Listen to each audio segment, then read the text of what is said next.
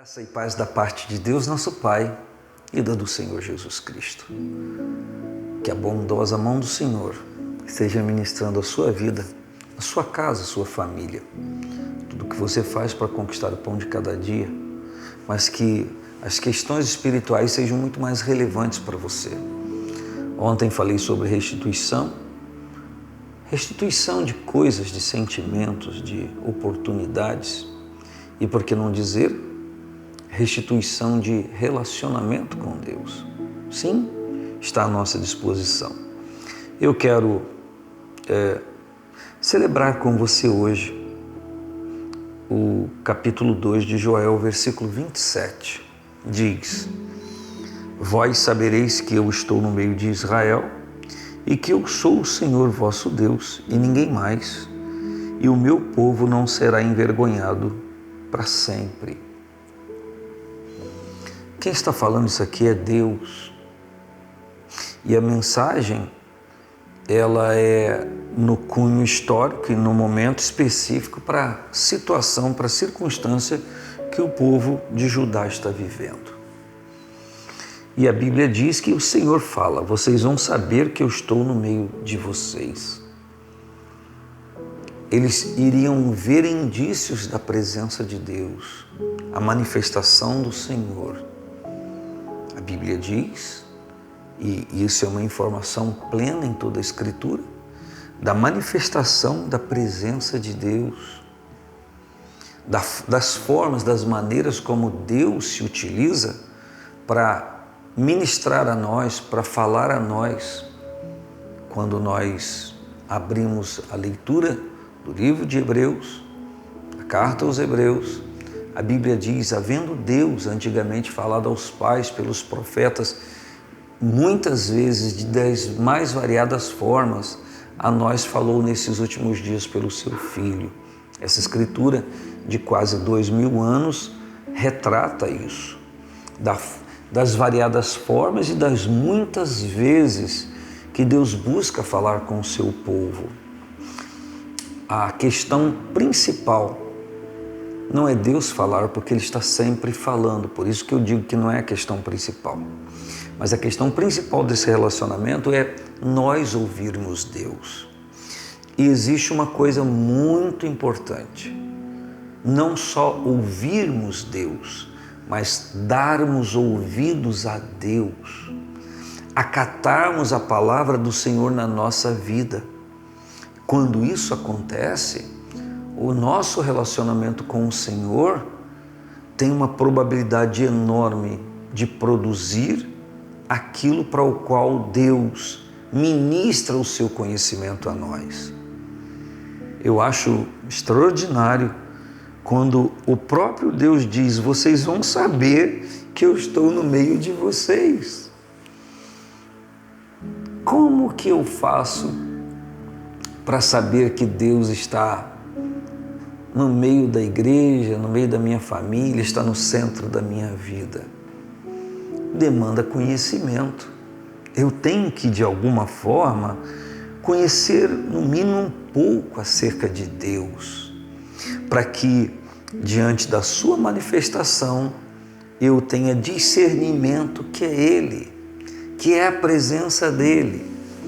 Quando o Senhor Jesus estava na terra, quando o Verbo Eterno se encarnou e recebeu o nome de Jesus, porque a palavra profética dizia: ele se chamará Jesus, porque salvará o seu povo dos seus pecados. Ele está com 12 discípulos naquele momento. Interessante que a cada momento do Senhor com eles era tão inusitado, eles ficavam tão perplexos de ter a revelação do Senhor em suas vidas de forma presencial, que a cada ato do Senhor Jesus, eles ficavam estarrecidos, perplexos, encantados, de uma forma de dizer. E a gente vê um episódio bíblico que eles já tinham visto o Senhor fazer tantas coisas, tantos sinais, que numa travessia do mar da Galileia, o texto diz que eles estavam terceiro, na quarta vigília da noite, enfim, não me lembro ao certo, mas era de madrugada, tudo muito escuro, e eles estavam lutando contra uma tempestade. E de repente eles veem sobre o espelho d'água do mar que estava encapelado, cheio de ondas, bravio, forte demais, coisa comum no mar da Galileia, e eles veem alguém andando sobre o espelho d'água, e eles temem e dizem: é um fantasma, socorro, é um fantasma. E Jesus diz: não temas, sou eu. Esse que vocês não sabem identificar, sou eu.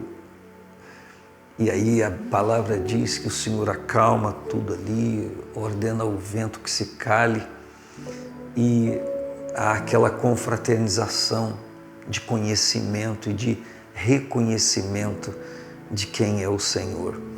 A maior confraternização do Senhor na minha vida não é só do conhecimento dele, mas do reconhecimento, do reconhecer que é a mão dele que está fazendo.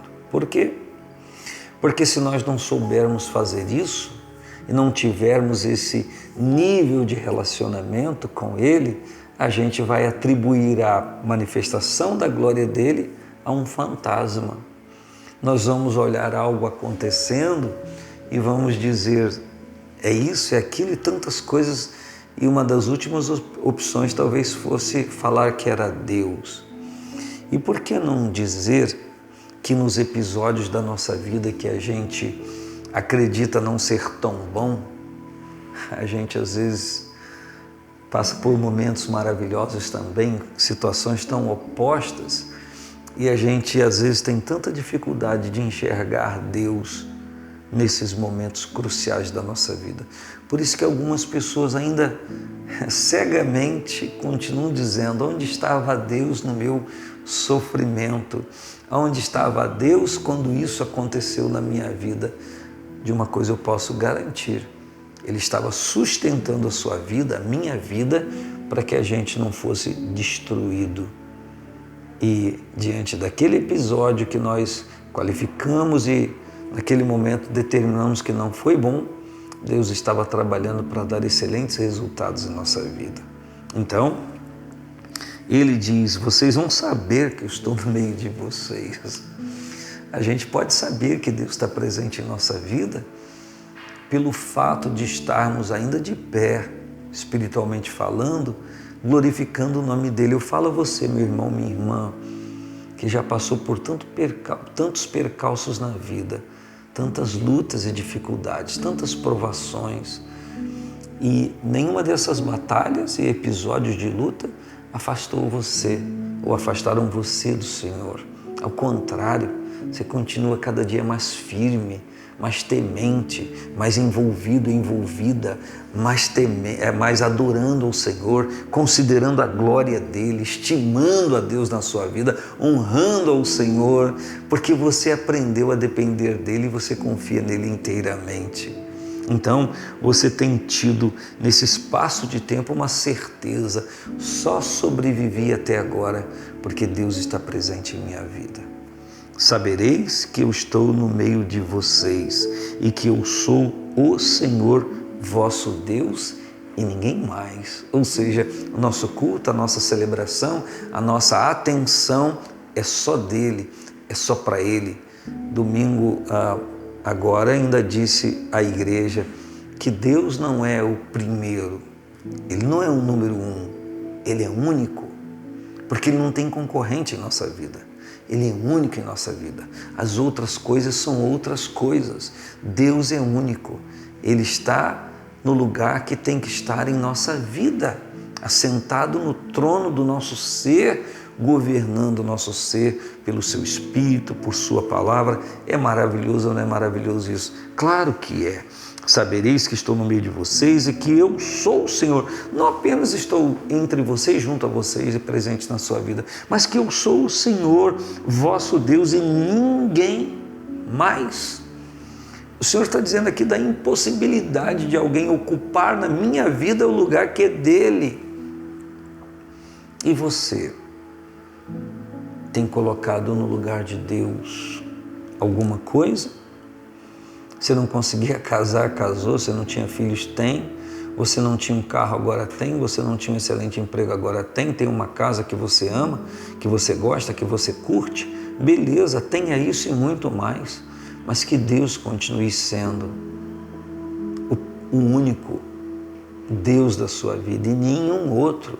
Não faça da sua casa o seu Deus, da sua família o seu Deus, do seu filho o seu Deus, da sua esposa, do seu esposo, do seu trabalho, do seu dinheiro. Não, não, não, não, não, não, não. São demais coisas que deveriam ser acrescentadas e são, mas o Senhor está num lugar em que nenhuma outra coisa está na nossa vida. Um grande abraço e Deus continue ministrando a você todo o seu propósito.